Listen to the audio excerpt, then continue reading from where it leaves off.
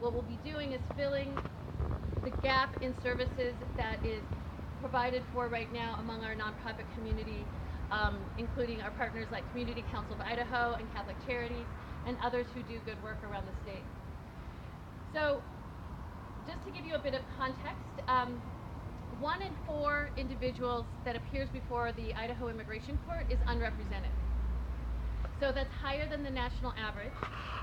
And imagine, if you would, being new to a country, being subjected to a legal system, not in your culture, not in your name, where your very fate of whether you can stay and often whether you can keep you and your family safe is being carried out all around you, and you have nobody with you, no one at your side to even orient you as what is happening. We know that putting representatives with individuals in court makes a real difference. The chances of succeeding in your case, depending on what type of case, goes up by 5 times or 10 times with an advocate. So in a time in our country where it's very hard to be an immigration attorney or immigration advocate because it feels like there's very little you can do, this is something we can do right now in our own community that we know works. The statistics tell us that it works. The other branch of what we'll be doing is education. So this is education for stakeholders, meaning people who have to appear in court, public presentations, providing just A to Z, how does a court proceeding go, who can legalize who are the players. So we want to provide information that's accessible and timely and feels comfortable and culturally sensitive to the people that are going to receive it. Secondly, we know that there's lots of people who want to help. There's lots of lawyers who want to take immigration cases for the first time. There's lots of people graduating from law schools and now they want to be immigration lawyers. And unfortunately, because we're such a small state and we have a small immigration bar, there really aren't enough mentors and places for people to get training. So we often have more lawyers than we can actually use because we don't have enough experienced people to teach them how to take on these cases.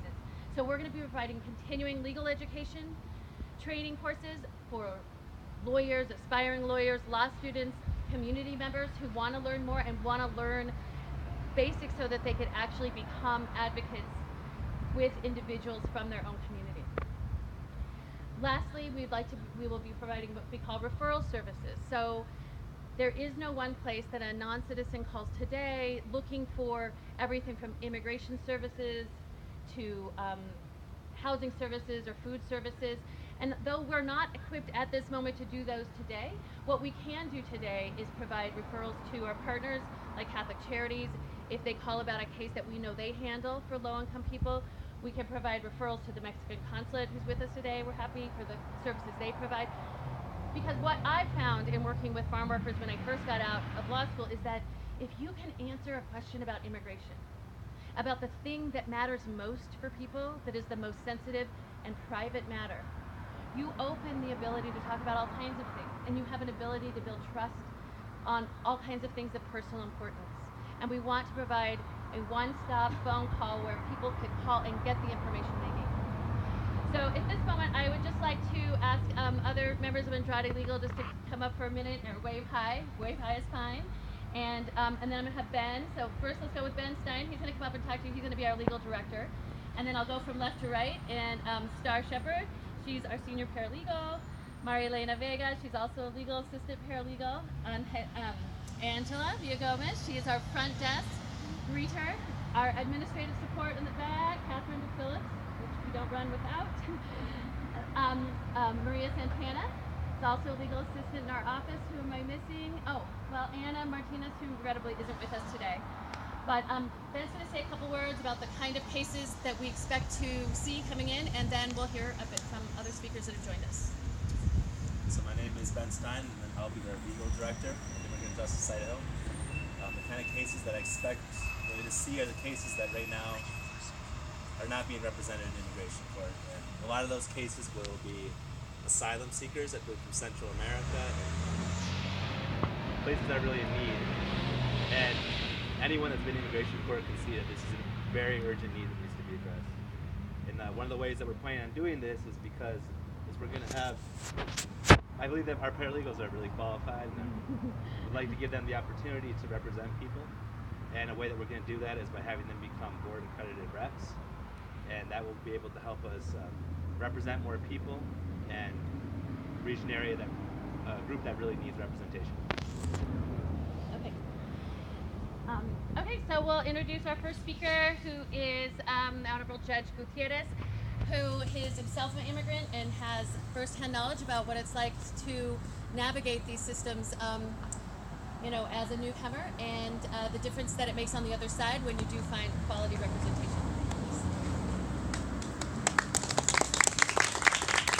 Thank you, Maria. And let me congratulate you and your staff for realizing this project, which was a dream of yours for some years. And I would have to say that it is great timing. If we look at what's happening nationally in terms of immigration law changes, immigration policy changes, immigration enforcement, the need for organizations, for advocates, for lawyers that have the knowledge to be able to move forward cases of people who really find themselves in many dire situations, in some cases desperate situations. As I hear stories about people and what they sacrifice, what they undertake, and the courage to try and just build a better life for themselves and their families, I think the Immigration Idaho Immigration Justice Idaho is really going to fill a void that is very necessary. You've gotten perhaps some information about the impact. There's some more information from the American Immigration Council that I found very important, and that is that there are 30,000 U.S. citizens in the state of Idaho who have, as a member of the household, someone who is undocumented. So we're talking about the impact being upon families, not just individuals. Sometimes I think we might be misled to see or to believe. The other one is that we have approximately 3,000 DACA students who reside in Idaho. And then the other one, which is really, I think, in terms of the general community in the whole state of Idaho, is the fact that 1 in 12 workers in the state is an immigrant. So you can begin to see the fact that we don't have anybody certified when the immigration judge hands out his sheet that identifies free resources, anybody in Idaho that can serve that population. So being also a member of the Pro Bono Commission, we have very few people who can actually take on immigration pro bono cases. And so to me, this is a great benefit to the community in that way. The other thing that I really am happy to see is the fact that the educational component, as Maria indicated, information for the public at large, where to go to and get it, because the changes are happening sometimes from one day to the other. Being able to be current on that so that you can properly consider what to do in your situation or in your relative situation. The other one is the fact that most of us as lawyers did not take any immigration law training in law school. So we have clients, we have immigration law situations that arise, but are not prepared to take on those cases. So the educational component to me is extremely important. And I want to share with you a story. When I was a private attorney and was handling a case, it was a family law case. I was representing the mother in a divorce. So the case was taken care of. A few months later, mom comes back and says, I need help. More precisely, my ex-husband needs help because they've issued an order of deportation. So here I am, no training in immigration cases, taking on a suspension of deportation case. Fortunately, I did what Maria is proposing to do as a mission of this new project, and that is I contacted an immigration attorney who mentored me, and we went at the administrative level. Of course, we won, so the U.S. Attorney appealed. We went up to the Immigration Court of Appeals and then won at that level. It is significant. The contribution that this organization will have on individuals, on families, will be tremendously significant. And so, again, I applaud you and commend you, and join the voices of those in the legal profession and outside the legal profession that have been looking for something like this to be realized. Thank you, Maria. Great. Thank you, Judge Gutierrez. It's always an honor to have you here with us. Next, I'd like to bring up Carlos Flores. He is a former client of our firm who had a long case, and he's going to give us a little perspective of what it's like from his point of view in finding an attorney and what his life is like now after having gone through that process. So, bienvenidos, Carlos. Buenas tardes, mi nombre es Carlos Flores. Good afternoon. My name is Carlos Flores. Soy de Honduras. I'm from Honduras. Tuve un caso muy complicado. I had a very complicated case. Visité dos abogados. Uno me dijo que no podía arreglar nada.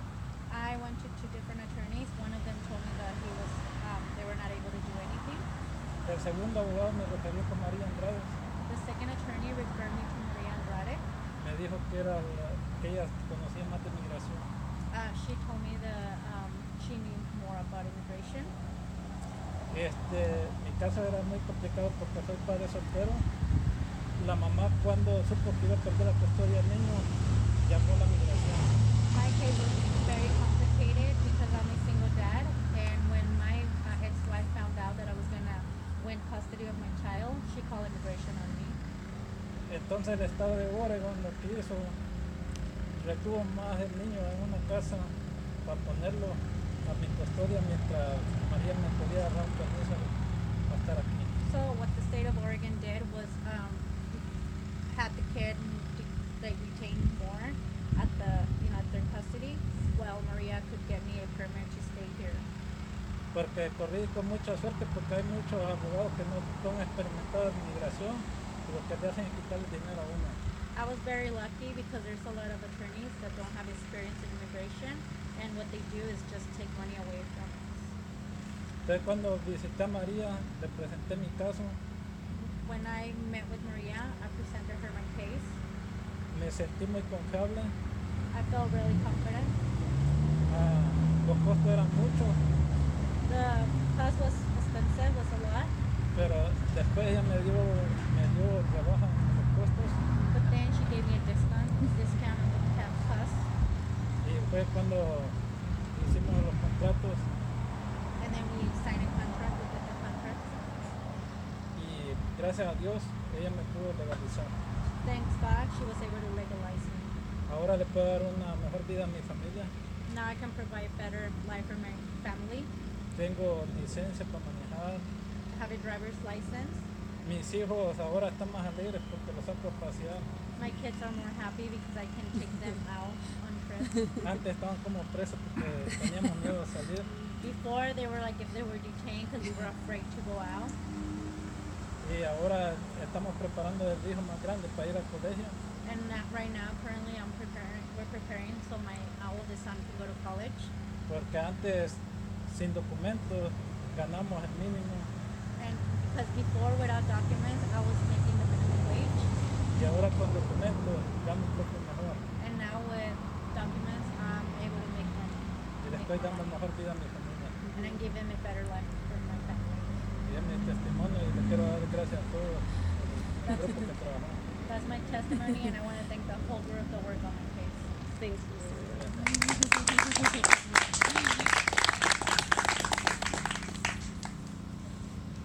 Thank you, Carlos. Gracias, Carlos. Sometimes we forget about the real stories behind what we're doing, and that this isn't just like a soundbite. This is real people with real lives.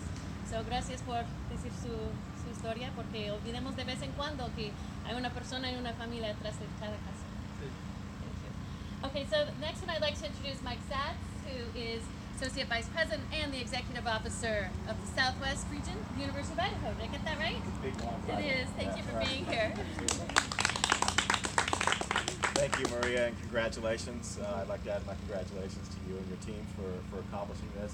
Another thing that I am is I'm also a law professor, and I have been a law professor at the University of Idaho College of Law for quite some time now.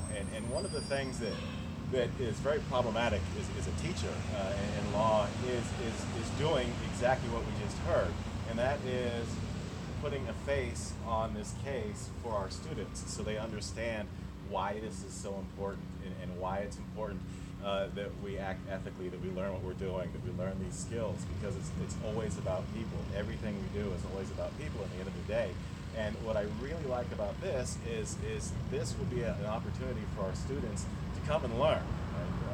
One, to just learn about, hey, there's people here whose lives are really at stake. But second, it's also so they can actually learn the technical aspects of the law. One of the things that law schools have now is all law schools have a pro bono requirement. And that pro bono requirement at the University of Idaho, we require students to do at least 40 hours of pro bono work. Almost all of our students double and triple that because when they get into these cases, they really get attached to them. They really want to do a good job. And the same thing, there's two law schools in the state. It's the University of Idaho, it's a public law school, but there's also Concordia Law School. They have the same requirement. And this gives the opportunity for students at both institutions to learn how to do this and to learn about the human face behind it before you go and practice law.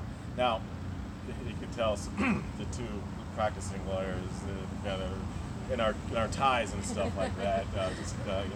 I'm a commercial lawyer, so I always dress like a banker. That's the only thing I know how to do. I was in the Navy before, so it's like a uniform. I can do this. It's very safe. But I remember distinctly as a young lawyer being thrown into something that I had no idea how it worked, none whatsoever. And it's actually a very bad situation for your clients. In Idaho, what we do, both law schools actually do this, is focus on the practical learning so our students can leave and start practicing right away. But to do that, they have to have a broad base of experience, and they also have to have resources in the community to learn. And this is exactly that kind of resource that can provide that experience and can give them that opportunity.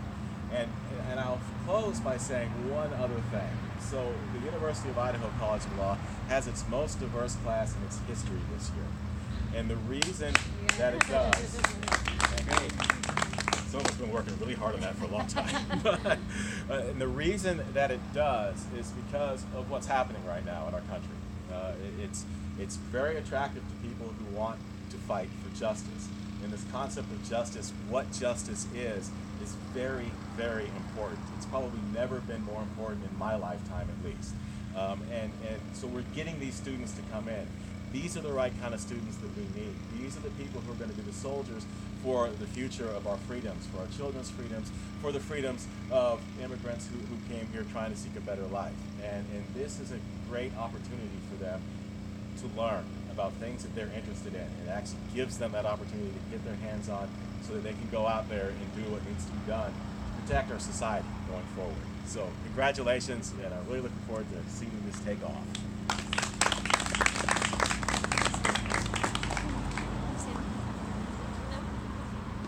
All right. So Irma Mori was unable to make it today, but we're going to close out simply by projecting the message that looking forward, this project relies on all of us, right? It relies on all of us sharing information, us learning from the communities as to what you need, us supporting one another, whether it be by cross referrals or working out issues, by finding out what's the most important thing. Maybe something that's happening in the community isn't an immigration matter in that time. Maybe the most important thing is there's no food bank, there's no this. We want to provide interconnectivity in our issue for our community, and we're really hopeful that others can join us in that. We hope to provide, and our model is dependent upon leveraging the support of our community, whether it's professional support in terms of pro bono lawyering, or it's simply a very dedicated, interested community member who wants to do more in the immigration field. So with that in mind, there's a couple things to say in closing. One, I want to recognize Esther Seha, who is over there in the orange. She's one of our board members, and since we're a small board of 3 right now, that means she's doing a lot. So thank you for her and for being here. And then for a public, much, more celebratory, even more celebratory event, on November 9th, we'll be having a kickoff fundraiser party at the Linen Building. It's a Friday night at 6 o'clock. And we have some cards around that just have that data on the back, but we have a live website now, so hopefully everything will be posted there at immigrantjusticeidaho.org. And we are happy to answer any questions or just talk and eat cookies and have some coffee. So thanks, everyone. Thank you.